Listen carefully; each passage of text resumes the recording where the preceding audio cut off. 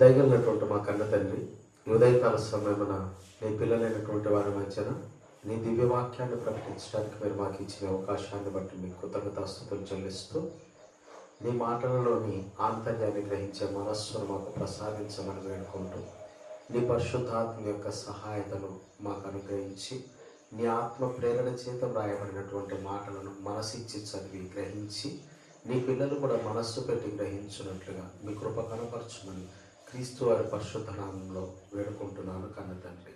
ఆమేన్.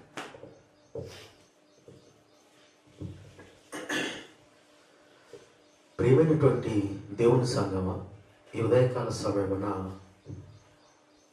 ధనవంతుడైనటువంటి దరిద్రుడు, దరిద్రుడైనటువంటి ధనవంతుడు అన్నటువంటి ఒక చక్కని అంశాన్ని గురించి దేవుని సన్నిధిలో మాట్లాడాలని ఆశపడుతున్నాను. దేవుని వాక్యం వినాలన్నటువంటి ఆశ, నేర్చుకోవాలన్నటువంటి ఆశ, పాటించాలన్నటువంటి ఆశ, ఇవి నిజంగా దేవుడు కోరుకున్నటువంటి మనస్తత్వానికి సంబంధించినటువంటి విషయాలని చెప్పక తప్పదు. దేవుని దగ్గరికి వచ్చేటటువంటి వాడు తానున్నాడని, తను వెదకు వారికి ఫలము దయచేయవాడని నమ్మవలెను కదా అని దేవుని వాక్యం సెలవించింది. దేవుణ్ణి నలుగురు నమ్ముతున్నారండి, కనుకనే నేను నమ్ముతున్నాను. దేవుణ్ణి నమ్మమన్నారండి, కాబట్టే నేను నమ్మాను అన్నట్లుగా ఏదో నలుగురిని చూసి నలుగురు అనుసరిస్తున్నందుకు నలుగురులాగా నడుచుకోవాలన్నటువంటి ఆలోచన కాదు. కానీ లోకం విషయంలో నలుగురు కొనుక్కుంటున్నారు కనుక కొనుక్కుంటే ఆ వస్తువు మంచిది అన్నటువంటి ఒక విషయం తెలుస్తుందేమో. లేకపోతే నలుగురిలాగా ప్రవర్తించడానికి లోకం విషయంలో ఒక నడత కుదురుబాటుగానో సర్దుబాటుగానో ఉండొచ్చేమో. కానీ దేవుని విషయంలో ఒక నిశ్చయిత కలిగినటువంటి వారమై ఈ లోకంలో బ్రతకటానికే దేవుడు మనకి ఈ భూమి మీద మిక్కిలి చిన్నది, విలువైనది, కొంచెమైనటువంటి ఈ ఆయుష్కాలాన్ని అనుగ్రహించారు. కనుకనే ప్రభు ఈ భూమి మీద ఉన్నటువంటి కాలంలో లూకాసు వార్త 16వ అధ్యాయంలో అద్భుతమైనటువంటి ఒక మాట మాట్లాడాడు. మిక్కిలి కొంచెములో నమ్మకముగా ఉన్నవాడు ఎక్కువలో కూడా నమ్మకంగా ఉంటాడు, మిక్కిలి కొంచెములో అన్యాయముగా ఉన్నవాడు ఎక్కువలో కూడా అన్యాయంగా ఉంటాడు అని ప్రభు చెప్పినటువంటి మాట ధనాపేక్ష కలిగినటువంటి పరిసయ్యులకట చాలా హాస్యాస్పదంగా ఉన్నాయట. దేవుని మాటలు ఈ రోజుకు కూడా ఈ లోకానికి హాస్యాస్పదమేనండి. దేవుడేంటండి అంటారు వీళ్ళు. ఏమంటారు?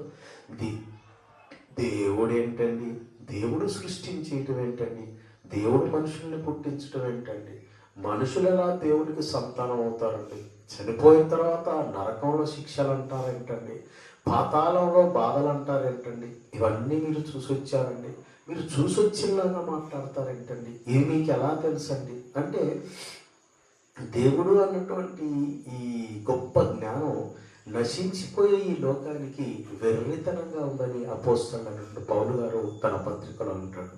దేవుణ్ణి గూర్చినటువంటి విఘ్నత లేకుండా దేవుణ్ణి గూర్చి చెప్పదగినటువంటి పుస్తకమే పరిశుద్ధ గ్రంథమైనటువంటి బైబిల్. అది గ్రంథరాజం బైబిల్ని మించినటువంటి పుస్తకం లేదన్నమాట.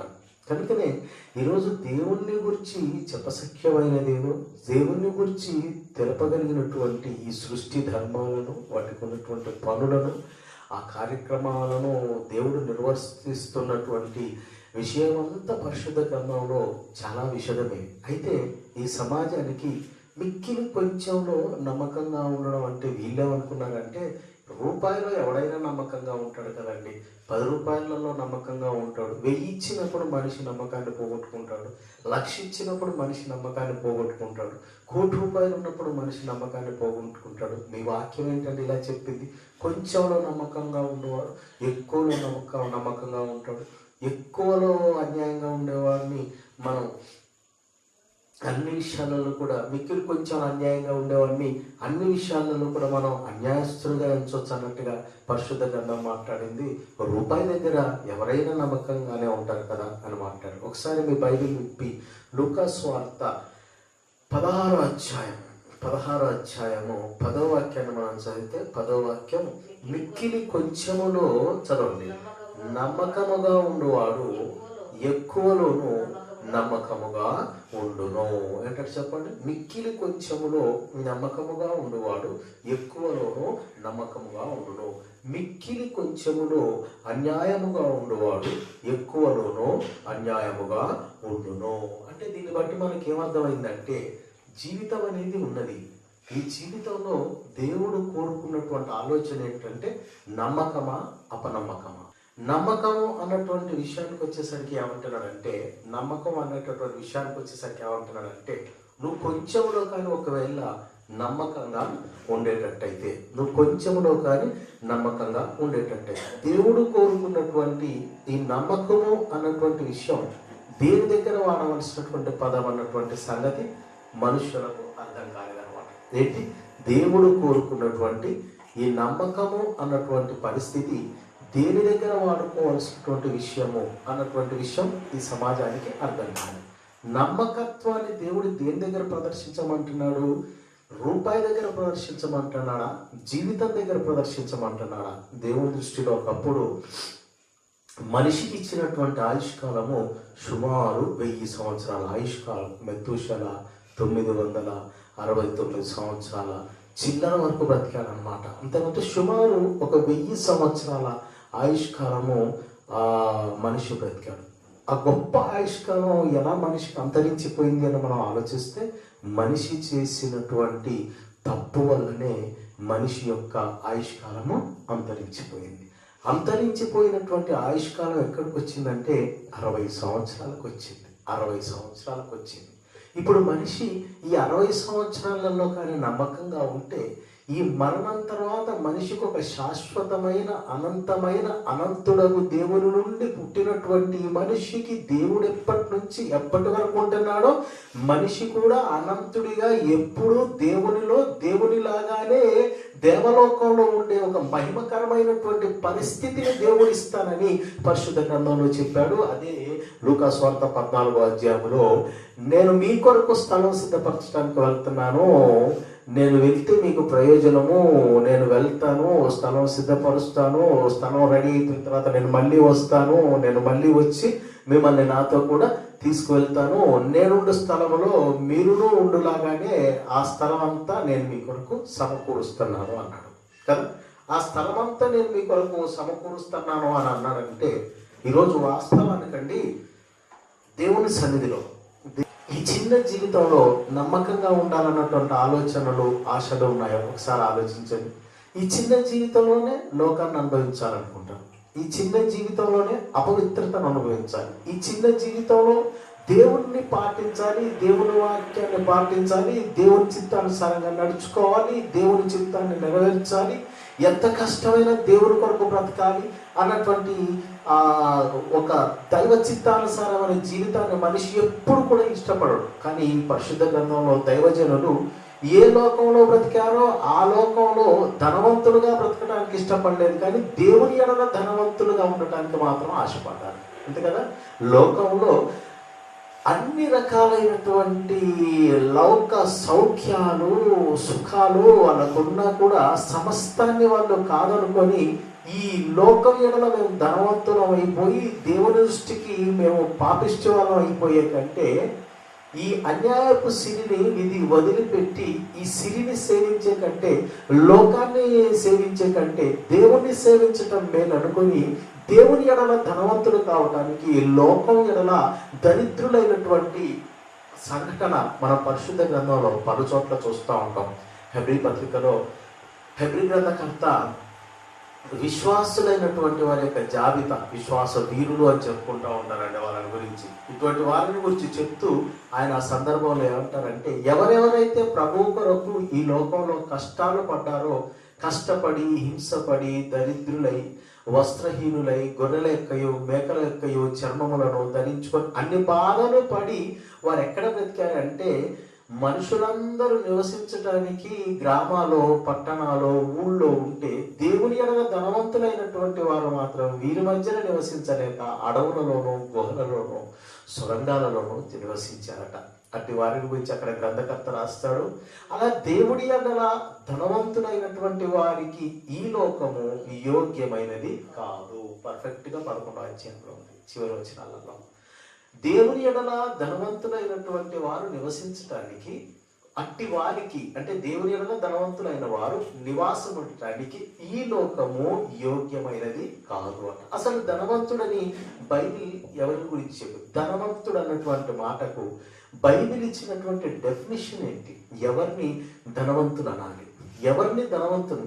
ఏమండి, నాకు ఒక ఉద్యోగం ఉంది, లేకపోతే నా భార్యాభర్తలు ఉన్నాం, భార్యాభర్తలు ఇద్దరము ఎంప్లాయీస్మే, మా ఇంట్లో పిల్లలు ఉన్నారు, వాళ్ళు కూడా ఆల్మోస్ట్ సెటిల్ అయిపోయారండి, మాకు నెల కాగానే సంపాద్యం బాగానే ఉంది, లేకపోతే పిల్లలు అబ్రాడ్లో సెటిల్ అయిపోయారు, లేకపోతే లోకల్లోనే నానా రకాలైనటువంటి బిజినెస్లలో మా పిల్లలు ఉన్నారండి, మేము ఈ మధ్య కాలంలోనే ఆర్థికంగా వృద్ధి చెందుతున్నటువంటి వాళ్ళు. మరి అసలు బైబిల్ ఎవరిని ధనవంతుడు అని అన్నది? ధనవంతులంగా ఒకవేళ ఈ సమాజంలో మేము రాణించబడితే దేవలోకంలో మాకు అవకాశం ఉండదా? దేవలోకం ఉన్నదన్నటువంటి నిరీక్షణ చాలామందికి ఉంది కనుకనే చాలామంది పరిశుద్ధ గ్రంథాలను చేత పట్టుకొని ఆదివారం కాగానే ఆస్తికులైనటువంటి వారు, బీదలు, లేకపోతే ఇంకా దారిద్ర్య రేఖకు దిగువన ఉన్నటువంటి వాళ్ళు అందరూ దేవాలయాలకు వెళ్తూ ఉంటారు, దేవునికి నమస్కారం చేస్తూ ఉంటారు, పరిశుద్ధమైన ఆరాధనలలో పాల్పొందుతూ ఉంటారు, దేవుణ్ణి ఆరాధిస్తూ ఉంటారు, తమకు కలిగినటువంటి స్వాస్థ్యం దేవునికి కృతజ్ఞతగా చెల్లిస్తూ ఉంటారు. మరి దేవుని ఎడల కృతజ్ఞత కలిగి వీళ్ళు వేస్తున్నటువంటి కానుకను బట్టి దేవుడు వీరి పట్ల ఎలా ప్రవర్తిస్తాడు? మరి నేను సౌఖ్యంగా బ్రతుకుతున్నానండి, మరి ఈరోజు నాకు భూమి మీద ఉన్నటువంటి ఈ సౌఖ్యం నేను నిత్యత్వంలో ప్రవేశించడానికి నాకు ఆటంకమా? ఈ చొప్పున భూమి మీద ఆస్తికులైనటువంటి వాళ్ళు ఎవరు నిత్యత్వానికి వెళ్ళారా? అసలు ధనవంతుడు అన్నటువంటి మాటకు బైబిల్ ఇచ్చినటువంటి డెఫినిషన్ ఏంటి? ఒకసారి మీ బైబిల్ విప్పి లూకా సువార్త 12వ అధ్యాయం అండి. లూకా సువార్త 12వ అధ్యాయం ఒక్కసారి 12వ అధ్యాయము 19వ వాక్యాన్ని మనం చదువుకుంటే, 19వ అధ్యాయం, నా ప్రాణముతో, ఇక్కడ ధనవంతుడు అనుకుంటున్నాడు, ఒక ధనవంతుడు ఉన్నాడు ఇక్కడ, వాని భూమి బాగా పండిందట, విపరీతంగా పండిందట. చూడండి ఏమంటున్నాడు, నా ప్రాణముతో ప్రాణమా అనేక సంవత్సరములకు, అది అండర్లైన్ చేసుకోండి, నా ప్రాణముతో ప్రాణమా అనేక సంవత్సరములకు విస్తారమైన ఆస్తి నీకు సమకూర్చబడి ఉన్నది, సుఖించుము, తినుము, త్రాగుము, సంతోషించుమని చెప్పుకొందునను కొనెను. ఏంటంటే చెప్పండి, ఇప్పుడు ధనవంతుడు ఎవరు చెప్పండి? ధనవంతుడు అన్నటువంటి మాటకు బైబిల్ ఇచ్చినటువంటి డెఫినిషన్, ఒకరి కొరకు వాని ఒకరి ప్రాణానికి ఎంతవరకు సిద్ధం చేసుకున్నాడంట? అనేక సంవత్సరాలు, అంటే ఇన్ఫినిట్, అనంతం. అనంతం అంటే ఎన్ని సంవత్సరాలు వాడు కూర్చొని తిన్నా తరగని ఆస్తి. సాధారణంగా మనం అనుకుంటాం, కొంచెం ఆస్తికులం అయితే కాస్త అతిశయంగా బ్రతుకుతూ ఉంటే మన ఇళ్ళల్లో ఉన్నటువంటి పెద్దలు కానీ సమాజం కానీ అంటారు, ఒరే కూర్చొని తింటే కొండలైనా తరిగిపోతాయిరా, కూర్చొని తింటే కొండలైనా తరిగిపోతాయి అన్నాడంటే వీడు ఒకడు అనేక సంవత్సరాలకు అన్నాడంటే అసలు మన ఆయుష్కాలం ఎంత? ఆఫ్టర్ ఆల్ 60 సంవత్సరాల రిటైర్మెంట్. ఈ 60 సంవత్సరాలకు రిటైర్మెంట్ అని ప్రభుత్వం నిన్ను ఆరోగ్యంగా ఉన్నా, ఆయుష్ ఉన్నా, నువ్వు ఆఫీస్కి వెళ్ళి పని చేయగలుగుతున్నా, నువ్వు ఏదో ఒక ఇండస్ట్రీకి వెళ్ళి నువ్వు కూలి చేయగలుగుతున్నా, ప్రభుత్వం మాత్రం ఏమన్నదంటే రిటైర్మెంట్ అన్నది. ఎందుకు రిటైర్మెంట్ అన్నారంటే ఇక అప్పటి నుంచి నీ అవయవాలు, నీ ఆయుష్ కాలము పని చేయటానికి అనుకూలించవని ప్రభుత్వం పెట్టుకున్న కట్టడ. 60 ఏళ్ళ ఆయుష్ కాలానికి అనేక సంవత్సరములకు అని అన్నాడంటే, ఇప్పుడు ధనవంతులు అన్నటువంటి మాటకు బైబిల్ ఇచ్చిన డెఫినిషన్ ఏంటంటే ఎన్ని సంవత్సరాలు కూర్చొని తింటన్నా తరగని ఆస్తి. ఉద్యోగస్తులు మేము ఉన్నామండి, వైఫ్ అండ్ హస్బెండ్ ఇద్దరు ఎంప్లాయీస్ని, లేకపోతే ఇట్లా మేము సెటిల్ అయిపోయామని అని అంటే సంవత్సరంలో ఒక్కసారి మీకు పడే ఇన్కమ్ ట్యాక్స్ కట్టి ఆ తర్వాత నెల మీరు సర్దుకోవడానికే చాలా ఇబ్బందులు పడుతూ ఉంటారు.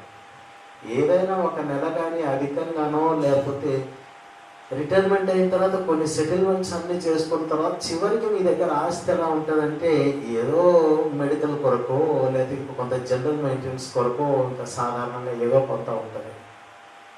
వాస్తవానికండి వీళ్ళందరూ బ్రతకడానికి పనులు చేసుకున్నవారు, కాకపోతే సౌఖ్యంగా బ్రతుకుతున్నారు. మధ్యతరగతి వాళ్ళతోనూ దారిద్ర్యకు దిగువనున్న వాళ్ళతోనూ చూసుకుంటే అప్పటి వరకు ఆ పొజిషన్ ఉన్నది కనుక వాళ్ళ తరాలలోనే వాళ్ళు కాస్త సుఖంగా బ్రతుకుతారు. వాళ్ళ తదనంతరం వాళ్ళ గర్భవాసం కానీ వర్ధిల్లకపోతే ఒక తరంలో ఉన్న ఉద్యోగము ఆస్తో మరొక్కరి తరాన్ని నిలబెట్టుద్దేమో కానీ జీవితం అంతా మాత్రం తరాలను నిలబెట్టలేదు, ఎన్ని తరాలనైనా. కానీ బైబిల్ అంటుంది అనేక సంవత్సరములకు, అంటే నేను ఎంతకాలం ఆల్రెడీ వాళ్ళ ఆస్తి కూడా ఉంది. మీ బైబిల్లో చదవండి ఒకసారి 16వ అధ్యాయం 16వ వాక్యం. 16వ అధ్యాయం 16వ వాక్యం. మరియు ఆయన వారితో ఈ ఉపమానము చెప్పాను. ఒక ధనవంతుని భూమి సమృద్ధిగా పండెను. భూమి అన్నాడు కదా, మాకు వ్యవసాయం లేదు అని అనబాకండి. ఆయన ఒక బిజినెస్, ఒక పని, భూమి మీద మనుషులకున్న పనిపాట్లను గురించి చెప్తున్నాడు. ఇలస్ట్రేషన్ అది ఉపమానం అన్నాడు, కథ కాదు. బైబిల్ ఎప్పుడు కూడా కథలు చెప్పదు సుమా. సమాజంలో కళ్ళ ముందు కనబడుతున్నటువంటి నిత్య సత్యాలను బోధ చేస్తూ చూపిస్తూ బోధ చేసేవాడు యేసు ప్రభు.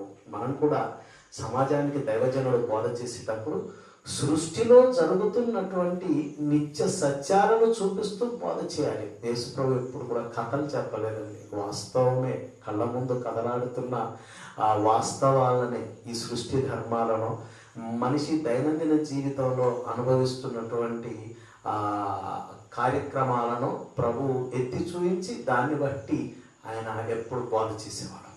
ఓ ధనవంతుడు ఉన్నాడు, మన భూమి సమృద్ధిగా పండనంటే వాడికి ఉన్నటువంటి బిజినెస్ వ్యవహారాల గురించి మాట్లాడుతున్నాడు అనమాట. బిజినెస్ వ్యవహారాల గురించి. అది ఇప్పుడు ధనవంతుడు అనడానికి యేసు ప్రభు ఇచ్చినటువంటి డెఫినేషన్ ఏంటట అనేక సంవత్సరములకు సరిపడు ఆస్తి. పైన ఇంకో మాట అంటాడు, ఏమంటాడు తెలుసా? ఒకని కలిమి విస్తరించుట వాని జీవమునకు, 15వ వాక్యం అంటాడు. మరియు ఆయన వారితో మీరు ఏ విధమైన లోభమునకు చోటియక జాగ్రత్త పడుడి, ఒకని కలిమి విస్తరించుట వాని జీవమునకు మూలము తరు. మీరు ఏ విధమైన లోభమునకు చోటియక జాగ్రత్త పడుడని ఆయన బోధ వినేవారికి ఎందుకు చెప్పాడు ప్రభు అంటే, బోధ వింటున్నటువంటి వాళ్ళు లోకాన్ని కూడా ప్రేమించి లోకం కూడా కావాలనుకునే ప్రమాదం ఉంది. లోకం చాలా ప్రమాదం. అనుక్షణం మనకు బాధలు ఉంటాయి. అపోస్తలుడు పేతురు గారు అంటాడు, మీ విశ్వాసం అమూల్యమైనదే, కానీ ప్రస్తుతమున నానా విధములైనటువంటి అవసరములను బట్టి ఇప్పుడు ఎలా ఉన్నదంటే ఈ అవసరాలు మిమ్మల్ని అనేక రకాలుగా శోధనలకు నడిపిస్తున్నాయి కనుక ఇబ్బందికరంగానే మీరు బ్రతుకుతున్నారని నాకు తెలుసు అంటాడు ఆయన గారు తన పత్రికను. అవసరాన్ని బట్టి నానా విధములైనటువంటి శోధనలు. కాబట్టి లోకంలో బ్రతకడం ఒక విశ్వాసిగా దేవుని వాక్యం పాటించడం అంటే మనకున్న అవసరతలను బట్టి సమాజంలో దేవుని వాక్యం పాటించడం కష్టమైన వాక్యం చెప్పింది. కానీ ఏమంటాడంటే, మీకున్న బాధల కంటే మీలో ఉన్నటువంటి విశ్వాసం చాలా అమూల్యమైంది. ఆ విశ్వాసం మీకు కలగటానికి, మీరు పొందిన ఈ రక్షణ మీకు కలగటానికి అమూల్యమైనటువంటి యేసు ప్రభు యొక్క గొర్రె పిల్ల వంటి నిర్దోషమైన క్రీస్తు యొక్క రక్తం చేత మీరు విమోచించబడ్డారు కనుక లోకం కంటే, లోకంలో ఉన్న ఆస్తి కంటే నీలో ఉన్న వాక్యం ప్రభువు, నీ నిరీక్షణ గొప్పదనడానికి పౌలు గారు అంటాడు, ఇంత గొప్ప రక్షణను అంటాడు. రక్షణను ఎలా పోల్చారు చూసారా? ఎలా గొప్ప చేసి రక్షణను ఎటువంటి భావంతో మాట్లాడుతాడు. ఇంత గొప్ప రక్షణను అంటాడు. రక్షణ ఇంత గొప్పదా అంటే రానున్న భావి కాలంలో నిన్ను దేవుడు నిత్యత్వానికి వారసుని చేస్తాడు. నిత్యత్వానికి. అందుకే అంటాడు, ఏ విధమైన లోభమునకు ఎడమివ్వబాకండి, ఏ విధమైన లోభమునకు చోటివ్వకండి. అంటే చోటు నువ్విస్తేనే కలుగుతుంది. ఏం బాధలండి ఇవి, ఏం వాక్యం అండి. నలుగురిలాగా నేను కూడా దేవాలయానికి వెళ్తాను, ఏదో ఆమెను అంటాను, వచ్చి నా పని నేను చేసేసుకుంటాను. ఇలాగా దేవాలయానికి వెళ్తున్నాను, నేను కూడా నాకు తోచింది దైవానికి సమర్పిస్తున్నాను అన్నటువంటి ఆలోచనే నీకుంది తప్పితే దేవుడు ఇష్టపడుతున్నటువంటి జీవన విధానం ఇదేనా అన్నటువంటి ఆలోచన మాత్రం ఎప్పుడూ ఆలోచించు. జీవితాన్ని జీవిస్తున్నాను అనుకోవద్దు, జీవితాన్ని దేవుడు అనుకున్నట్టుగా నేను జీవిస్తున్నానా? ఎందుకు? జీవితం దేవుని వల్ల మనకు దయచేయబడింది. దినంలో ఓ గంటను మనం తెచ్చుకోలేం. ఒక్క సెకండ్ తేడాతోని ఒలింపిక్లో ఒక పథకాన్ని తేవడానికి ఒకళ్ళు ఫస్ట్ ప్రైజ్ అంటారు, ఒకళ్ళు సెకండ్ ప్రైజ్ అంటారు, ఒకళ్ళు థర్డ్ ప్రైజ్ అంటారు. కొన్ని సెకండ్ల వ్యవధి, ఒక సెకండ్ వ్యవధిలో ఒక దేశానికి సంబంధించినటువంటి ఘనతను ఒకరు పెంపొందిస్తే మరొకరు దాన్ని దిగజార్చినట్లుగా కాలం యొక్క విలువను మనం అక్కడ గ్రహించగలుగుతున్నాం. ఈ చిన్న వ్యవధిలోనే ఒకరికి మహాఘనత, లోకం ఉన్నంత వరకు చెప్పుకోగలిగినటువంటి ఘనత, మరొకరు దానికంటే కొంత దిగజారిపోయినటువంటి పరిస్థితి. అంటే ఒక సెకండ్లోనే మనిషికి ఇంత వ్యత్యాసం అనేది ఏర్పడుతున్నప్పుడు మిక్కిలి కొంచెములో దేవుడు నమ్మకంగా అని అన్నాడంటే, ఈ 60 సంవత్సరంలో దేవుడు నీ జీవితంలో కోరుకుంటున్నటువంటి ఒక నమ్మకమైన పరిస్థితి ఏదో ఉంది. లోకం దగ్గర, సిరి సంపదల దగ్గర, ఆస్తిపాస్తుల దగ్గర, ఈ వీటి దగ్గర నమ్మకత్వం అనేది కాదు దేవుడు కోరుకునేది.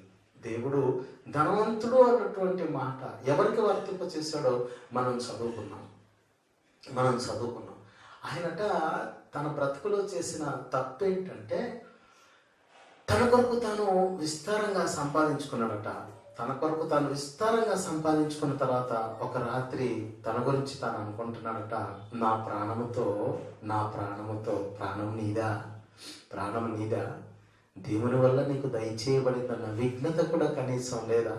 నీ అవయవాలలో ఏవి నీది కావు, నీ ఆయుష్కాలంలో ఓ క్షణం కూడా నీది కాదు, నీ ఆకారంలో ఏది నీ సొంతం కాదు. పౌలు గారు తన పత్రికలో అంటాడు, మీ దేహము దేవుని వలన మీకు అనుగ్రహింపబడి మీలోనున్న పరిశుద్ధాత్మక ఆలయమై ఉన్నది. అంటే పరిశుద్ధాత్ముడు వచ్చి ఈ ఆకారంలో ఉండాలన్న కోరిక దేవునిది. దేవునికి ఆ ఇష్టం కలిగి ఆ పరిశుద్ధాత్ముడు వచ్చి ఈ ఆకారంలో ఉండటానికి అనుకూలంగా, దేవుని పరిశుద్ధాత్మనికి దేవునికి అనుకూలంగా ఈ ఆకారాన్ని దేవుని వలన సృష్టించాడు గనక దేవుడు అన్నాడు, మీ దేహము దేవుని వలన మీకు అనుగ్రహింపబడి, ఈ దేహంలో ప్రాణం, రక్తం అంటే ప్రాణం, అది ఎవరి వల్ల దయచేయబడినట్టు? ఆకారంలో తల వెంట్రుక దగ్గర నుంచి ఆపాద మస్తకం అరికాలు వరకు కూడా దేవుని వల్లనే ఒక మనిషికి దయచేయబడింది. ఆకారాలలో ఈ ఆకారంలో ఏ అవయవం అంటే విలువ తక్కువ? మీరు చెప్పండి. ఏ అవయవం అంటే విలువ తక్కువ చెప్పండి? ప్రతి అవయవానికి దాని పని ఉంది. ఏ అవయవమైనా దాని పనిని నిర్వర్తించకపోతే ఇమ్మీడియట్గా నీకు ప్రభుత్వం ఇచ్చేటటువంటి సర్టిఫికెట్ ఫిజికల్లీ హ్యాండిక్యాప్డ్ అన్నారు. అంటే ఆయన వంకరగా చేసినది ఎప్పుడు తిన్నగా చేయలేడని లేఖనం చెప్పింది. అంటే ఈ ఆకారంలో ఈ అవయవాలన్నీ ఇంత తిన్నగా ఉండాలని సృష్టికర్త అయిన దేవుడు అనుకొని నిన్ను భూమి మీద పుట్టించితే, భూమి మీద పుట్టినటువంటి నువ్వు, నేనెలా భూమి మీద పుట్టాను, నేను ఎందుకు పుట్టాను, నేను ఎందుకు ఈ లోకంలో బ్రతుకుతున్నాను, ఎందుకు ఇంత నియమింపబడ్డ రేషియో కొంత రేషియో ప్రకారమే నేను బ్రతుకుతున్నాను. ఈ కాలం వరకే నా జీవితం ఈ భూమి మీద ఎందుకు ఉంటుంది, ఈ కాలం అయిపోయిన తర్వాత నేను భూమిని ఎందుకు విడిచిపెడుతున్నాను, అసలు ఈ భూమి మీదకి నేను అనుకోని వచ్చానా, లేకపోతే నేను అనుకోకుండానే నేను ఇక్కడ జన్మనెత్తడానికి ఈ సకల మానవుల జన్మ విషయంలో ఎవరైనా కారకులు ఉన్నారా? అసలు అలా కారకులు ఉంటే ఈ మనుషులందరి సృష్టికి, పుట్టుకకు కర్త ఎవరు? ఇవేది నువ్వు ఆలోచించు. పుట్టానా, చదువుకున్నానా, చదువు తగ్గట్టు నౌకరుని ఒకదాన్ని సంపాదించుకున్నానా, ధనం దండిగా సంపాదించేస్తున్నానా, నా ఫ్యామిలీ బాగుందా? నీ ఆలోచన ఏంటి? నా ఫ్యామిలీ బాగుందా, నేను బాగున్నానా, నా వాళ్ళు బాగున్నారా, నేను నా వాళ్ళు అంటున్నావు తప్పితే మనుషులందరం ఒకరికొకరం తండ్రికి కలిగిన వారమని, తండ్రి వలన పుట్టింపబడిన వారమని లేఖనం చెప్పిన సత్యం నీకు తెలియదు. అంటే బైబిల్ని గురించిన విజ్ఞత నీకు లేదు. ఏ బైబిల్ పట్టుకొని దేవాలయానికి వెళ్తున్నావో ఆ బైబిల్లో దేవుడు రాయించిన విషయాలే నీకు తెలియదు కనుక ఈరోజు సమాజం పట్ల నువ్వు ఎలా ఉన్నావంటే వాక్యం చెప్పినట్లుగా లేవు. వాక్యం చెప్పినట్లుగా నేను సమాజం పట్ల లేనని మీరెలా అనగలరండి అన్న ఒకసారి అంటే, వాక్యం చెప్పినట్లుగా నువ్వు ఉండేటట్టయితే, వాక్యం చెప్పినట్లుగా నువ్వు ఉండేటట్టయితే, ఈ ధనవంతుడు వాక్యం చెప్పినట్టుగా లేరు. వాక్యం చెప్పినట్టుగా ఈ ధనవంతుడు లేడు. వాక్యం చెప్పినట్లుగా మనుషులు లేరని, వాక్య ప్రకారం ప్రవర్తించని మనుషులను ప్రభువు చూపిస్తున్నాడంటే, నేటికి ఈ సమాజంలో వాక్య ప్రకారం ప్రవర్తించినటువంటి మనుషులు ఉన్నారని మీ మనస్సాక్షికి తెలుసు. ఎవరి మనస్సాక్షికి వాళ్ళకి సత్యమంతా తెలిసిపోతుందండి. ఇప్పుడు వీడు దేవుని వాక్యం చెప్పినట్టుగా లేడు. వీడు అంటున్నాడు, నా ప్రాణముతో నీదా, నీ జన్మకు నువ్వే కారణమా, నీ జన్మకు మూలం నువ్వా, నువ్వు అనుకొని పుట్టావా, నువ్వు అనుకొని చస్తావా, అనుకొని చస్తున్నావా, హఠాత్తుగా చస్తున్నావా? మరణ దినము ఎవరి వశము కాదు. జీవన్మరణములు దేవుని వశములో ఉన్నవి. పాతాళలోక ద్వారములు ఆయన చేతులలో ఉన్నవి. మరణము తప్పించుట దేవుని వశం. ప్రియమైన దేవుని సంగమా, వీడు నా ప్రాణముతో అన్నాడు. నా ప్రాణమా తినుము తాగుము సుఖించము. తిన్నావా, పడుకున్నావా, తెల్లారిందా, మన పని మనం చేసామా, 2 చేతులతో మన వరకు మనం సంపాదించుకున్నామా? మరి సమాజం గురించి నాకెందుకండి? సమాజం గురించి పట్టింపు లేనటువంటి వాడే పెద్ద స్వార్థపరుడు. కుటుంబాలు కలిస్తేనే సమాజం, మనుషులు కలిస్తేనే కుటుంబం, అంతేనా? కుటుంబాలు కలిస్తేనే సమాజం. సమాజముల మధ్యన దేవుడున్నాడు. ఆయన తన సమాజంలో ఉన్నాడు. విశ్వసించిన వారిని గురించిన బాధ్యత నీకు లేదా? సరే, లోకాన్ని గురించి చూసుకోవడానికి ప్రభుత్వాలు ఉన్నాయండి. అన్నదానాలు చేయడానికి ప్రభుత్వాలు ఉన్నాయి, వస్త్రదానాలు చేయడానికి ప్రభుత్వాలు ఉన్నాయి, నీరు సప్లై చేయడానికి ప్రభుత్వాలు ఉన్నాయి అని అనుకున్నాం. పోనీ బైబిల్ పట్టుకున్న మరొక సహోదరుని పట్ల కూడా కనీస ధర్మం పాటించవా? ఒకసారి ఆలోచించు. లోకంలో వీడు ధనవంతుడే, కానీ వాడు తన కొరకు మాత్రమే ధనవంతుడయ్యాడు. వాడు తన ఎడలనే ధనవంతుడయ్యాడు. వాడు తన కొరకే ఆలోచించుకుంటున్నాడు. వాడి దేవుడు భూమి మీద ఎంతకాలం ఉంచాలన్నది అది దైవ నిర్ణయం అన్న విఘ్నత వాడికి లేక, నా ప్రాణమా తినుము తాగుము సుఖించుము. అప్పుడు ఒక మంచి ఆన్సర్ వాడికి వెళ్ళింది. ఒక మంచి ఆన్సర్. అదే మీ బైబిల్ విప్పి, అదే లూకాసు వార్త 12వ అధ్యాయం 20వ వాక్యం. అయితే దేవుడు వెర్రివాడా, ఆస్తికుడా? వీడు ఆస్తికుడా వెర్రివాడా? ఏ ఆస్తికుండా అయినా సమాజంలో ఏమంటారు? దండాలయ్యా, నమస్కారం అండి, గుడ్ మార్నింగ్ అండి అన్న, నమస్తే అన్న అంటారు. ఏమంటారు? అన్న నమస్తే అన్న. ఆస్తి కలిగితే ఆస్తిని బట్టి కలిగేటటువంటి మర్యాద వేరు. ఈ ఆస్తి లేకుండానే కొందరికి మర్యాద వస్తుంది, అది దైవాధీనం. అంతే. రూపాయితో వచ్చే విలువ వేరు, రూపాయి లేకుండానే సమాజం చేత గౌరవించబడే పరిస్థితి వేరు. ఇప్పుడు వీడు ఎలా గౌరవించబడతాడు సమాజంలో? మీరు ఆలోచించండి. రూపాయి వల్ల. ఈ ఆస్తికుల్ని అందరూ అయ్యగారు, నమస్కారం, దండాలు అంతేనా ఇలా సంబోధిస్తే, దేవుని సంబోధన వీరి విషయంలో ఎలా ఉంది చూసారా? దేవుని సంబోధన ఎలా ఉంది వీరి విషయంలో? ఏమంటున్నాడు? అయితే దేవుడు ఏమన్నాడట? వెర్రివాడా, వీడు ఆస్తికుడా వెర్రివాడా? లోకం దృష్టిలో ఆస్తికుడైన వాడు, తన కొరకే బ్రతికేవాడు, తన కొరకే ఆలోచించేవాడు, తన ప్రాణాన్ని గూర్చే యోచించేవాడు, ఇతరులను గూర్చి పట్టించుకునేవాడు, అంతేనా? ఇతరులను గూర్చి పట్టించుకునేవాడు, జీవితం విలువ ఎరగనివాడు, సమాజానికి జీవించడం నేర్పలేనివాడు, దేవుని లేఖనం, పవిత్ర లేఖనాన్ని నెరవేర్చలేనివాడు. ఇటువంటి వానికి వాక్యం పెట్టిన పేరు, పరమాత్ముడు పెట్టిన పేరు, సృష్టికర్త అయిన దేవుడు ప్రభువు పెట్టినటువంటి పేరు వెర్రోడా అంటారు కదా. అయితే దేవుడు వెర్రివాడా? చదవండి ఏంటంటే, అయితే దేవుడు వెర్రివాడా, ఈ రాత్రి నీ ప్రాణమును అడుగుచున్నాను. గ్యారంటీ లేదా? సృష్టికర్త ఈ ఆకారాన్ని సృష్టించాడన్న మాట నిజం, కానీ ఈ ఆకారానికి గ్యారంటీ మాత్రం ఇవ్వలేదు, అంతే కదా. మనిషి ఏది సృష్టించినా దానికి ఖచ్చితంగా వారంటీ ఇస్తాడు, గ్యారంటీ ఇస్తాడు. ఒక వారంటీ కార్డు, మాన్యువల్ ఇస్తాడు. Warranty card, manual. Wrist watch కొనుక్కున్నాం, గ్యారంటీ ఉంది. ప్రెషర్ కుక్కర్ కొనుక్కున్నాం, గ్యారంటీ ఉంది. ఓ ఫ్యాన్ కొనుక్కున్నాం, గ్యారంటీ ఉంది. ఓ బైక్ కొనుక్కున్నాం, వారంటీ ఉంది. అవునా? ఏది కొనుక్కున్నా గ్యారంటీ, వారంటీ ఉంది. మరి మానవ జీవితానికి గ్యారంటీ ఎంత, వారంటీ ఎంత? 60 ఏళ్ళు ఖచ్చితంగా మనిషి బ్రతుకుతాడు అని చెప్పగలమా? బ్రతికే వాళ్ళు బ్రతుకుతున్నారు, 10 ఏళ్ళకే చచ్చే వాళ్ళు ఉన్నారు, పుట్టగానే చనిపోయిన వాళ్ళు ఉన్నారు, మధ్యంతరంగా చచ్చే వాళ్ళు ఉన్నారు, వివాహం అయినాక చచ్చే వాళ్ళు ఉన్నారు, వృద్ధాప్యానికి చచ్చే వాళ్ళు ఉన్నారు. అంటే మానవ జీవిత కాలంలో ఆయుష్ 60-70 ఏళ్ళైనా అప్పటి వరకు సగటు మనిషి బ్రతుకుతాడన్న గ్యారంటీ లేనే లేదు. అంటే ఇంతకీ గ్యారంటీ లేనటువంటి ఆకారం ఏదంటే మానవ బ్రతికే. మానవ బ్రతికే.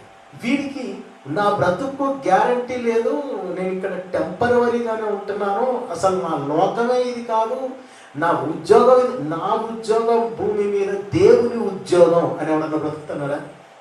దేవుని పనే నా ప్రథమ బాధ్యత, దేవుని కొరకు బ్రతకటమే నా ప్రథమ బాధ్యత.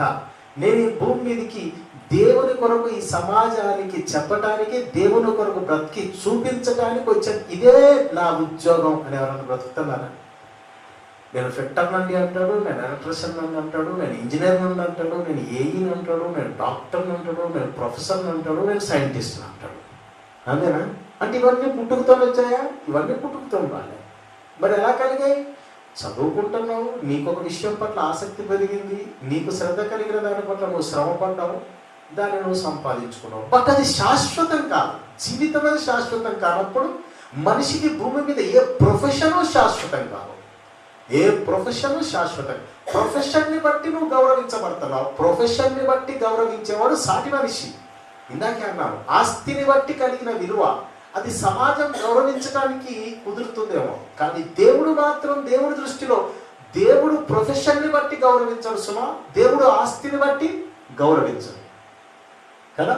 ప్రొఫెషన్ని బట్టి దేవుడు నమస్కారం చేయడు, ప్రొఫెషన్ని బట్టి దేవుడు మెచ్చను. ఏమన్నాడు ఇక్కడ? ఆస్తిని బట్టి అంత గొప్ప పరిస్థితి లోకంలో ఉన్నా దేవుడి దృష్టిలో వెర్రివాడు అయ్యాడంటే, నీకు లోకంలో ఏమున్నా దేవుడు లేకపోతే నువ్వు వెర్రివాడివే. నీకు లోకంలో ఏమున్నా దేవుడు లేకపోతే నువ్వు వెర్రివాడివి. లోకంలో ఏమి లేకపోయినా దేవుడు ఉంటే మాత్రం నువ్వు కుమారుడివే. ఇప్పుడు దేవుడు ఎవరిని గౌరవిస్తాడు? లోకమంతా ధనవంతుడివై లోకంలో దేవుడు లేని దరిద్రతలో ఉంటే ఏంటి? ఆస్తికుడివై లోకమందు వాక్యం పాటించలేని దారిద్ర్యంలో ఉంటే, నీకంటే ఆస్తికుడు అయిన నువ్వు దేవునిలో దారిద్ర్య రేఖకు దిగువన ఉన్నవాడే. బడుగు బలహీన వర్గానికి సంబంధించిన వాడు దేవుడు లేని ఆస్తికుడు. ఎవడు చెప్పండి? ఎవడు? దారిద్ర్య రేఖకు దిగువన ఉన్నవాడు ఎవడు అంటే లోకమందు దేవుడు లేనటువంటి ఆస్తికుడు.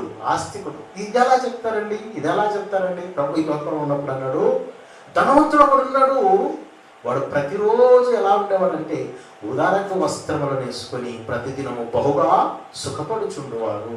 లూకాసువార్త 16వ అధ్యాయంలో ఉంటుంది ఈ సంఘటన. ఒక మంచి సందర్భం. ఈ ధనవంతుడు రోజు బాగా సుఖపడుతున్నాడు. బయటనే తలవాకిట్లో దేవుని వాక్యం పాటిస్తూ భౌతికంగా ఏ సుఖానికి నోచుకోలేక, ఆరోగ్యము అనుకూలించక చాలా చిత్రవద అనుభవిస్తున్నాడు అనమాట.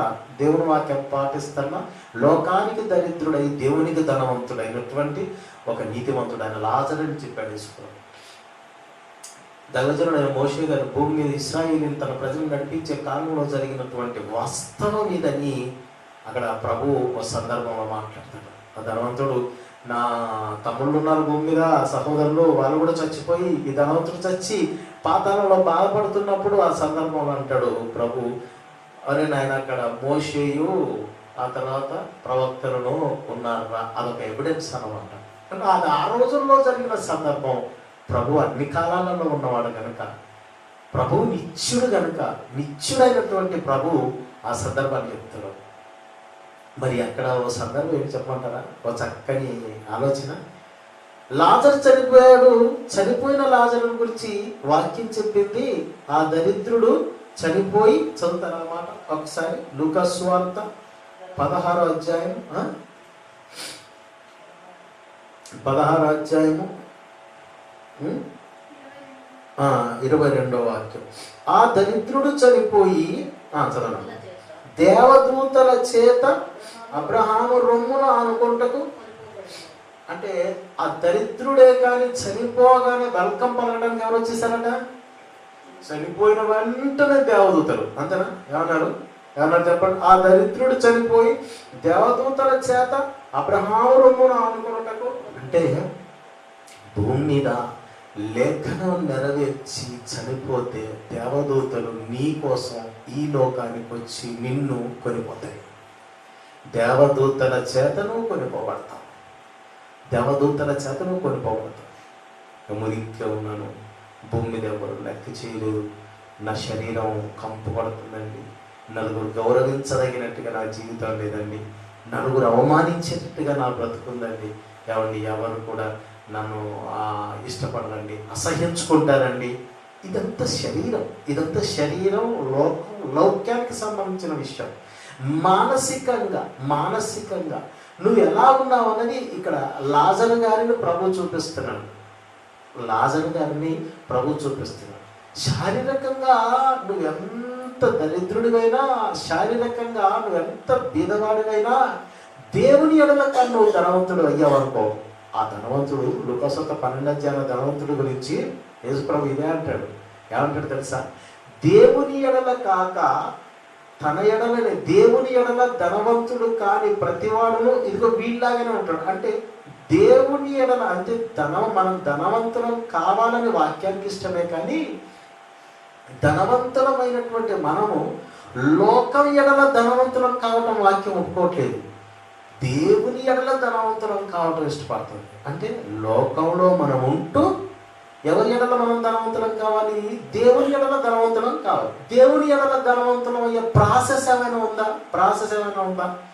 ఇక్కడ డబ్బులన్నీ దాచుకోవడానికి బ్యాంకులు ఉన్నాయి, అంతేగాని డ్రా చేసుకోవడానికి ఏటీఎం కార్డులు ఉన్నాయి, మళ్ళీ తిరిగి అకౌంట్లో వేయడానికి గ్రీన్ కార్డులు ఉన్నాయి. పేటిఎం అంటావు, ఏటీఎం అంటావు, గ్రీన్ కార్డు అంటావు, క్రెడిట్ కార్డు అంటావు, అబ్బా ఎన్ని కార్డులు అంటావు. ఇన్ని రకాలైన ఆస్తికి సంబంధించిన ఇన్ని రకాలైనటువంటి వ్యవహారాలు భూమి మీద ఉన్నాయి. మరి దేవుని ఎడల ధనవంతుడు కావడం అంటే యేసుప్రభు భూమి మీద ఉన్నప్పుడు అంటాడు, భూమి మీద మీ కొరకు ధనమును కూర్చుకొనబాకండి. మరి ఎక్కడ కూర్చుకోవాలి అంటే పరలోకంలో కూర్చుకోండి. అంటే మేము ఇక్కడుండే అక్కడ ఎట్లా మేము ధనాన్ని సమకూర్చుకుంటాం? దేవుని ఎడల ధనవంతుడు కండి అంటాడు. దేవుని ఎడల ధనవంతుడైతే నీ అకౌంట్ అక్కడ పెరిగిపోతుంది. ఏంటట? దేవుని ఎడల ధనవంతుడైతే నీ అకౌంట్ అక్కడ పెరిగిపోతుంది. దేవుని ఎడల ధనవంతులం కావడం ఎలా? మరి ఇప్పుడు పరలోకంలో మేము ధనాన్ని సమకూర్చుకోవడం ఎలా? అదే నీ భవిష్యత్తు అయితే ముందే చెప్పాను. మిక్కిలి కొంచెంలో నమ్మకం. 60 ఏళ్లలో ఇలా నువ్వు దేవుని ఎడల కానీ ధనవంతుడు అవుతే, వాడు భూమి సమృద్ధిగా పడితే వాడు వాని గురించి ఆలోచించుకుంటే వెళ్ళివాడా అన్నాడు. అంటే ఎవడు వాని గురించి ధనాన్ని సొమ్ము చేసుకుంటే, ధనాన్ని జాగ్రత్త చేసుకుంటే వాడు వెళ్ళివాడు. మరి ఎవడైనా కానీ సరే ధనాన్ని దేవుని ఎడల వాడితే, పరలోకంలో ధనాన్ని ఒకవేళ సొమ్ము మనం జాగ్రత్త చేసుకుంటే, అంటే ఈ అవకాశం ఉందా? ఈ అవకాశం ఉంది. ఈ అవకాశం ఎలా ఉందట? ఒకసారి మనం మన బైబిల్కి చూద్దామండి. అపోస్తలుడైన పౌలు గారు తిమోతికి రాసినటువంటి మొదటి పత్రిక, తిమోతి గారికి రాసిన మొదటి పత్రిక తీయండి, 6వ అధ్యాయం అండి, 17వ వాక్యం చదవండి. ఇహమందు ధనవంతులైన వారు గర్విష్ఠులు కాక అస్థిరమైన ధనమునందు, చూడండి, ఇహమందు ధనవంతులైన వారు అంటే దేవుని వాక్యానికి ఎవరు తెలుసు? విశ్వసించిన తన పిల్లలలో ఆస్తికులు కూడా అయ్యే వాళ్ళు ఉంటారని లేఖనానికి ముందే తెలుసు. అంటే నీ భవిష్యత్తు ముందే తెలుసు. నువ్వు ఆస్తికుడు అవుతావని వాక్యానికి ముందే తెలుసు. నువ్వు ఆస్తికుడు అవుతావని తెలిసి, ఆస్తికుడు అయినా నువ్వు పరలోకం రావాలన్న ఆశ దేవునికి, వాక్యానికి ఉండి నిన్ను నిత్యత్వానికి నడిపించడానికి దేవుడు ఒక దారి చూపిస్తున్నాడు. ఇది నీవే దారి, నువ్వు పాటించాల్సిన దారి. వాక్యం నెరవేర్చవా?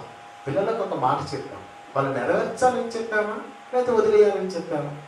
ఫ్యాకల్టీ స్టూడెంట్స్కి ఒక మాట చెప్పేది, ఓ హోంవర్క్ ఇచ్చింది, లేకపోతే సిలబస్ ఇచ్చింది, వాళ్ళు నెరవేర్చాలని ఇచ్చారా లేదా వదిలేయాలని ఇచ్చారా? ప్రభుత్వాలు ఒక మాట చెప్పారు ప్రజలకు, నెరవేర్చాలనా లేదా వదిలేయాలనా? ట్రాఫిక్ సిగ్నల్స్లో చాలా రూల్స్ వర్తింపు చేస్తున్నాం, అవి మనం పాటిస్తే మనకి మంచి భవిష్యత్తు. రెడ్ సిగ్నల్ పడింది ఆగిపోకుండా లేదు నా ఇష్టం నేను పోతానంటే నీకు భవిష్యత్తు ఉండదు, వాడికి ఏది కాదు. యారో బస్సు వచ్చి కుక్కను దొక్కినట్టు దొక్కేస్తాను అనమాట. ఎందుకు? రూల్ పాటించకపోతే అటువంటి ప్రమాదం భూమి మీదే ఉంది. ఇప్పుడు దేవుని వాక్యం కూడా మీకు మంచి భవిష్యత్తు ఇచ్చింది. ఏంటండి? యేసుప్రభువు అన్నాడు, ధనవంతుడు పరలోక రాజ్యంలో ప్రవేశించడం కంటే సూది బెజ్జంలో ఒంటె దూరట సులభం అంటాడు. అటు అంత కష్టం అంటున్నాడు పరలోకం పోవడం. మరి వాస్తవానికి మరి మాకు భవిష్యత్తు లేదు. మీకు భవిష్యత్తు ఉందని లేఖనం చెప్పింది. భూమి మీద నిన్ను సుఖపెట్టి నిత్యత్వంలోని కూడా నీకు దారి ఇచ్చాడంటే ఆయన ఇచ్చిన జీవితాలు ఎలా ఉన్నాయో చూసారా? అదేంటండి కొందరికి అలా ఇచ్చాడు, కొందరికి ఇలా ఇచ్చాడంటే మట్టి మీద హక్కు కుమ్మరివాడికి ఉంది. తనకు నచ్చిన పాత్ర చేస్తాడు. నీకెందుకు? నన్ను ఇట్లా ఎందుకు రూపించావని రూపింపబడింది రూపించిన వారితో అంటదా అంటాడు పౌలు గారు. మట్టి ముద్ద మీద కుమ్మరివాడికి అధికారం లేదా? తన ఆలోచన ప్రకారం సృష్టిస్తాడు. అన్ని పాత్రలు ఉపయోగపడుతున్నాయి. అశాశ్వతమైన బ్రతుకులో మిక్కిలి కొంచెంలో నిన్ను ఎలా పుట్టించాడో, నిన్ను ఎలా పెట్టాడో, నువ్వు ఉన్న స్థితిలో సంతృప్తి కలిగి ఉండటం నేర్చుకోరాదు.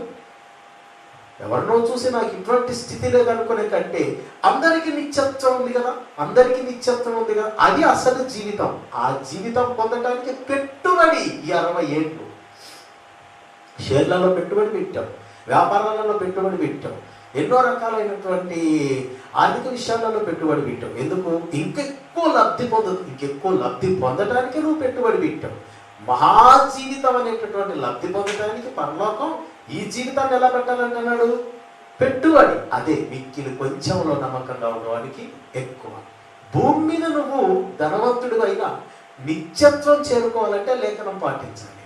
భూమి మీద నువ్వు ధనవంతుడు అయి తర్వాత నిత్య జీవానికి వెళ్ళలేక పాతాళంలో బాధపడి దరిద్రుడు అయ్యే కంటే భూమి మీద నువ్వు దరిద్రుడు అయినా పర్వాలేదు, వాక్యం పాటించే ధనవంతుడు అయితే నిత్యత్వానికి చేరే లాజరు అవుతావు. అదే కదా, నిత్యత్వానికి చేరే లాజరు అవుతావు. కనుక ఇక్కడ ఆస్తికులమైతే మేము నిత్యత్వానికి మాకు దారి లేదా, మాకు గతి గచ్చంతరం లేదా? ఆ ప్రాబ్లమే లేదు. ఏమంటున్నాడు? ఇహమందు ధనవంతులైన వారు చదవండి. విష్ణును కాక ఫస్ట్ హెచ్చరిక ఏంటాడు? మానవాకారం అంతా ఒకటే.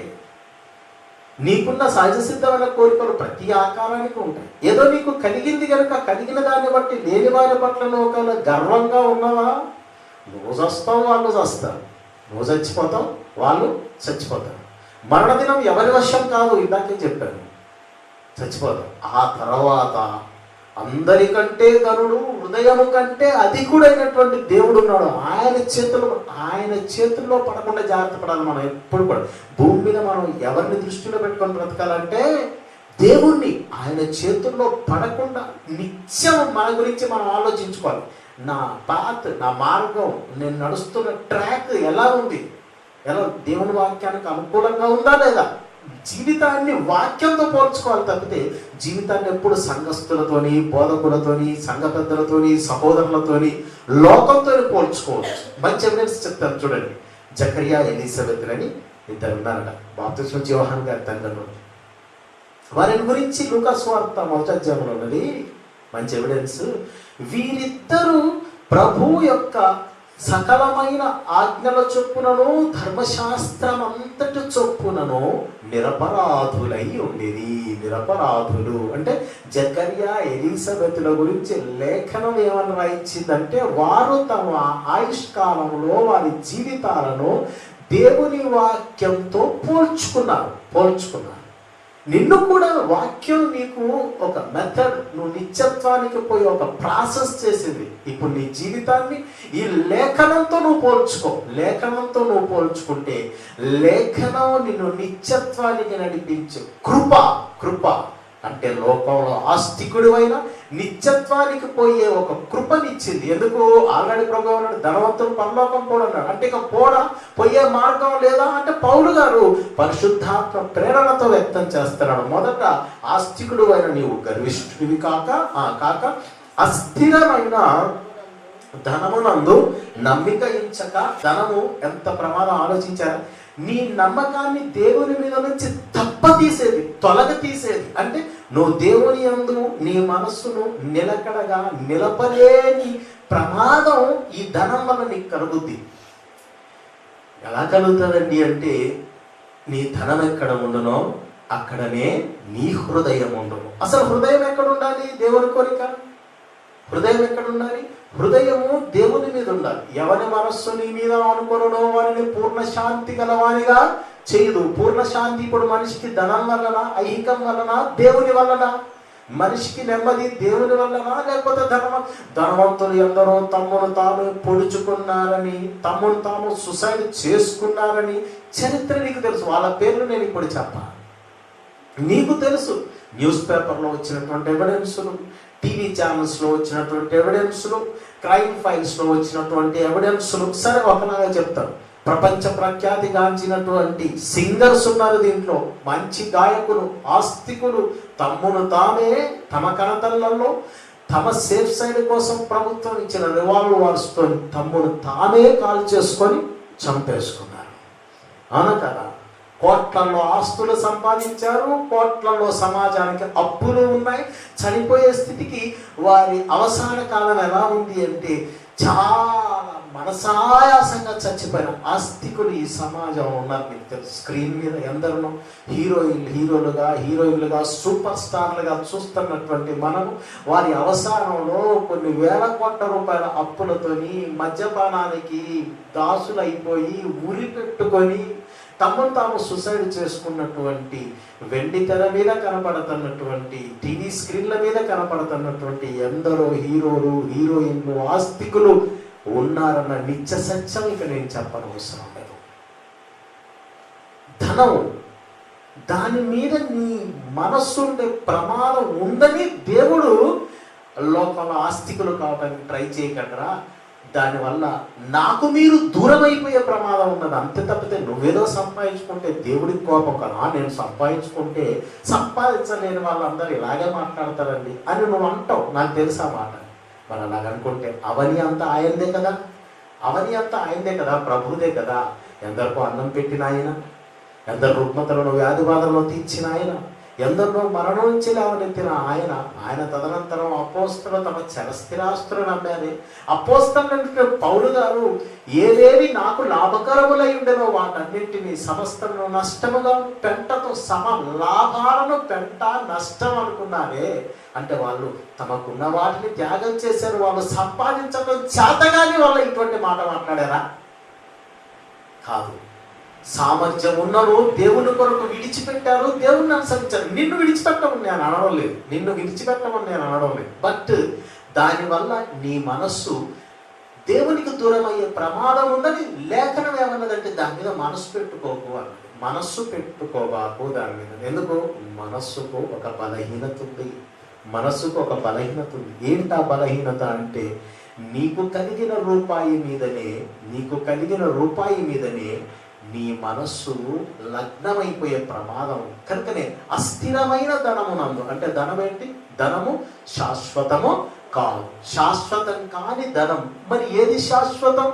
పరలోకం శాశ్వతం, దేవుడు శాశ్వతం. అంటే ఇప్పుడు నీ మనసు ఎక్కడ పెట్టుకోవాలి? దేవుని మీద పెట్టుకో, లేఖనం మీద పెట్టుకో. చూసావు, నీకు దారి దొరుకుతుంది, పరలోకానికి వెళ్ళే దారి దొరుకుతుంది. ఏంటి? ఇహమందు ధనవంతుడు అయిన నువ్వు గర్విష్ఠుడివి కాకు. సమాజం పట్ల మర్యాదగా, మన్ననగా, పద్ధతిగా, ప్రేమగా మెలుగు. నీకున్న రూపాయి పట్ల మనస్సు పెట్టుకోక లేఖనం మీద మనస్సు పెట్టుకో. ఇంకా చదవండి, బాగుంటుంది. ఇంకా చదవండి. సుఖముగా అనుభవించుటకు సమస్తం మనకు ధారాళముగా దయచే దేవుని అంతే నమ్మకించుడని ఆజ్ఞాపించము. ముప్పూటల భోజనానికి నోచుకొని నిరుపేదలు అనుంది కొంతమంది నుంచి బైబిల్లో. అంటే ఓ పూట భోజనం, ఓ పూట కొన్ని నీళ్లు, ఓ పూట గంజి, అవునా, కన్ని పరిస్థితులు. సమస్తమును ధారాళముగా అనుభవించు. అనుగ్రహించు. దేవుని యందు సమస్తం ధారాళంగా నీకు బాగా ఇచ్చాను. దేవుని మీద నాకు ఇంత ఇచ్చావు తండ్రి, నేను లోకంలో కష్టపడుతున్నాను చూసావు తండ్రి, అందుకు నీ ప్రేమను మర్చిపోలేదు తండ్రి, నీ దగ్గరకు వస్తాను తండ్రి. ఇంత నాకెందుకు ఇచ్చావంటే నువ్వు చెప్పింది నేను చేస్తానని నన్ను నమ్మి ఇచ్చావు తండ్రి. ఎప్పుడన్నా ఈ మాట అంటావా? నువ్వు చెప్పింది నేను చేస్తానని నన్ను నమ్మి నువ్వు ఇచ్చావు తండ్రి, నేను నిన్ను నమ్మాను అనుకుంటా ఉంటాను. దేవుని నమ్మే అవసరత అందరిది అండి. దేవుని నమ్మే అవసరత అందరిది అన. కానీ దేవుడు నమ్మే మనిషిగా నువ్వు ఉన్నావా? దేవుడు నమ్మే మనిషిగా నువ్వు ఉన్నావా? దేవుడు మెచ్చుకునేవాడు, యోగ్యుడు. ఇప్పుడు నీకు ఇన్ని ఇన్స్ట్రక్షన్స్ చేశాడంటే నిన్ను మెచ్చుకుంటున్నాడు. ఆయన నిన్ను మెచ్చుకుంటున్నాడు. నువ్వు లేఖనం నెరవేరుస్తావని, భూమి మీద నీకు ఇంత ఆస్తి ఇచ్చిన దాని మీద మనసు పెట్టుకోక నా దగ్గరకు వచ్చాడు చూడు అని రేపటి రోజున నలుగురికి నిన్ను చూపించాలని ఒక మార్గదర్శిగా ఉండాలి.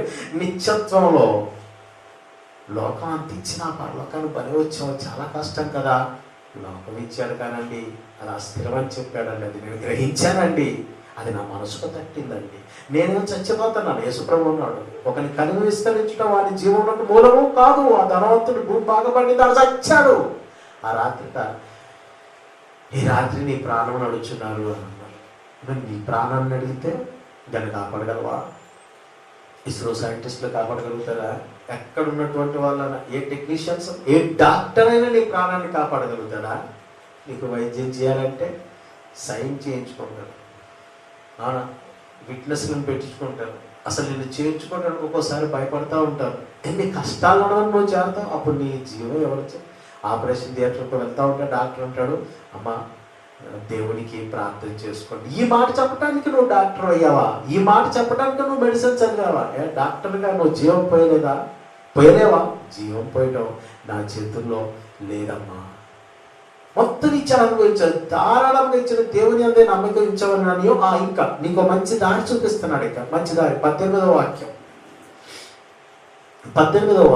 వారు వాస్తవమైన జీవమును సంపాదించుకొని నిమిత్తము రాబో కాలమునకు మంచి పునాది తమ కొరకు వేసుకొనుచు మేలు చేయువారును సక్రియలు అను ధనము గలవారును ఔదార్యము గలవారును తమ ధనములో ఇతరులకు పాలిచ్చువారునై ఉండవలెను. ఎన్ని ఇన్స్ట్రక్షన్స్ చేశాను నీకు? సక్రియలు చేయాలటను నీకు అవకాశం ఇచ్చాను, మేలు చేయాలటను నీకు అవకాశం ఇచ్చాను, మంచి ఔదార్యం కలిగిన వాడు ఉండాలంట నీకు అవకాశం ఇచ్చాడు. నీ ఆస్తిలో నీ సహోదరులైనటువంటి బీదలకు, ఇందాకే చెప్పాను స్టార్టింగ్, ప్రభుత్వం పులిహార పొట్లాలు ఫ్లడ్స్ వచ్చి కొట్టుకుపోతున్న వాళ్ళకో, ఫైర్ యాక్సిడెంట్లో ఉన్న వాళ్ళకో, లేకపోతే నేను కొన్ని ఏరియాలు చూస్తూ ఉంటాను, మధ్యాహ్నం రాత్రి గబగబ ఒక కారు, వ్యాను, జీపు, ఒక బైక్ ఏదో ఒకటి వేసుకొని ఇస్తూ ఉంటారు, కొంత అన్నదానం అక్కడ చేసేస్తూ ఉంటారు, వెళ్ళిపోతూ ఉంటారు. ఇటువంటి కార్యక్రమాలు సమాజంలో చేయడానికి చాలా మంది ఉన్నారు. కానీ క్రైస్తవ సహోదరత్వంలో నీ తండ్రిని నమ్మిన బీదలైన దారిద్ర రేఖకు దిగువగానున్న దేవుని పిల్లలలో వీళ్ళకి సహాయం చేయడానికి ఎవరున్నారు? నువ్వు తప్ప. నీ మేలు దేవుడు మర్చిపోడు. నేను వీళ్ళకి చేస్తానండి, వీళ్ళకి చేయటం వల్ల నాకు ఒరిగేది ఏంటండి అని నువ్వు అంటావా? ఓ ప్రశ్న వేసుకుంటావా? పౌలు గారు హెబ్రీ సంఘానికి రాశాడు, తన నామమును బట్టి చూపిన ప్రేమను మరచుటకు దేవుడు అన్యాయస్తుడు కాడు. నువ్వేం చేస్తున్నావు? నీ క్రియలన్నీ నేను చూస్తున్నా. నా పేరు మీద నువ్వెవరికేం చేస్తున్నావు? నువ్వు చెయ్యాలి. నీ ఆస్తిలో ఇతరులకు నువ్వు పాలివ్వాలి. ఇతరులకు ఎలా ఇస్తావు? వాక్యం లేని చోట వాక్యం వినిపించి ఒక మంచి దైవజనుడిని పిలిపించి, ఒక మంచి దైవజనునికి 4 గ్రామాలలో, 4 పట్టణాలలో, 4 వీధులలో పని కల్పించు. లేకపోతే విశ్వాసులైనటువంటి పిల్లలలో ఎవరైనా శారీరకంగా కృంగిపోయిన స్థితిలో ఉంటే వారికి నీ రూపాయిగా ఉపయోగపడితే వారు దేవుని కొరకు బ్రతికే అవకాశం ఉంటుంది. వారు విశ్వాసులు కదా. ప్రార్థించడమే కాదు, మనం వాక్యం చెప్పటమే కాదు, దేవుని పిల్లల యొక్క శారీరకమైన అవసరతలను కూడా ఎంతమందికి తీర్చగలను? నీకు చేతనైనంత మందికి తీర్చు, ఒక్కరికి తీర్చు. ఇలా అందరూ సహకరిస్తే కనీసం భూమి మీద లేఖనం మీరు నెరవేర్చిన వారు ఎందుకు వాళ్ళకు సహకరించాలి? నువ్వు బాగుపడటానికి, నువ్వు స్వేచ్ఛలోకి రావడానికి, నువ్వు నిత్యత్వంలోకి వెళ్ళడానికి. ఎందుకు? చనిపోయిన తర్వాత ఏం చేస్తాం? మాటకు అంటాం, ఏం చేస్తామంటే పట్టుకుపోవు, విడిచిపెడతాం. అంటే విడిచిపెట్టడం ఆయన ఇష్టం. కానీ దేవుడు చెప్పిన కరెక్ట్గా దేవుని పనిలో పెట్టడం నీకు నచ్చలేదా? భూమి మీద దేవుని వాక్యం పాటించు, భౌతికంగా దరిద్రుడైన నిత్యత్వంలో ధనవంతుడు అవుతావు. భూమి మీద దేవుని వాక్యం పాటించక నువ్వు ఒకవేళ ఆస్తికుడైన ధనవంతుడైన నిత్యత్వంలో దరిద్రుడు అవుతావు. మాట దేవుని వాక్యం విన్నటువంటి లాజరు భౌతికంగా దరిద్రుడైన నిత్యత్వంలో అబ్రహాము రొమ్మున ఉన్నాడు. భూమి మీద రోజు సుఖపడ్డటువంటి ఆస్తికుడు మాత్రం నిత్యత్వంలో శిక్ష అనుభవిస్తున్నాడు. ఓ మంచి మాట చెప్తాను ఇక్కడ. లాజర్నేమో దేవదూతలు వచ్చి తీసుకెళ్ళాయట, ఆస్తికుల గురించి శ్మశాన కార్యక్రమం రాశారట. ఆ ధనవంతుడు కూడా చనిపోయి పాతికట్టబడనట. పాతికట్టబడ్డ తర్వాత ఏమవుతాయి?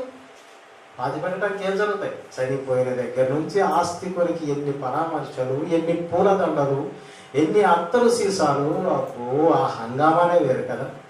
ఎంతమంది దైవజనులు, ఆస్తికులు చనిపోతే అక్కడికి చేరేటటువంటి దైవజనులు ఇంతమంది పాటలు పాడుతూ ఉంటారు, ప్రార్థనలు చేస్తూ ఉంటారు, వాక్యం బోధ చేస్తూ ఉంటారు. ఇదే కదా ధనవంతుడు పాతి పెట్టవాలని. ఓ విషయం చెప్తాను వినండి. ఇక్కడ మనిషి చనిపోయిన తర్వాత ఎందరూ దైవజనులు పాటలు పాడినా, సంఘం పాటలు పాడినా, లేకపోతే ఎందరూ దైవజనులు ప్రార్థనలు చేసినా వారి భవిష్యత్తు మారదు, వారి గతి మారదు. ధనవంతుడు పాతి పెట్టబడినట అంటే వీడికి ఏం జరిగాయి? శ్మశాన కార్యక్రమాలన్నీ జరిగాయి. అని వీడి కోసం చాలా మంది ప్రార్థన చేసే ఉంటారు, ఆస్తికుడు కదా మరి. కానీ వీడు మాత్రం ఏమైపోయాడు? ఈ అగ్ని జ్వాలలలో నేను బాధపడుతున్నాను తండ్రి అయిన అబ్రహామా అంటే బ్రతికుండగానే నీ జీవితాన్ని చక్కబెట్టుకోగలవు. కనుక నీ గొప్ప స్థితి ఉంది. నువ్వు ఆస్తికుడు అయితే ప్రాబ్లం లేదు. ఆస్తి నీకు ప్రాబ్లంగా మారకుండా దేవుని పట్ల ఉండు, దేవుని కొరకు బ్రతుకు, దేవుని పరిచర్యలోనికి ప్రార్థన చేస్తున్నావు. దయగలిగిన కన్న తండ్రి, నీ పిల్లలకు నీ సత్యాన్ని ప్రకటించాను, విన్నారు నీ పిల్లలు. మీరు చెప్పిన మాటల ప్రకారం బ్రతకటానికి మాకు ఆయుష్కాలం, ఈ గొప్ప ఆయుష్కాలం మీ మాటలను నెరవేర్చడానికే మాకు ఒక కృపగా అనుగ్రహించబడింది. ఇటు నీ కృప కొరకు మీకు స్తోత్రం చెల్లిస్తూ, నీ మాటలను విన్నటువంటి నీ పిల్లలు తల్లి ఆ మాటలను మనస్సులో పెట్టుకొని అనుదిన జీవితంలో ప్రవర్తించినట్లుగా మా అందరి ఎడల మీ కృప చూపించుమని క్రీస్తు వారి నామంలో ప్రార్థన చేస్తున్నాను కన్న తండ్రి. ఆమేన్.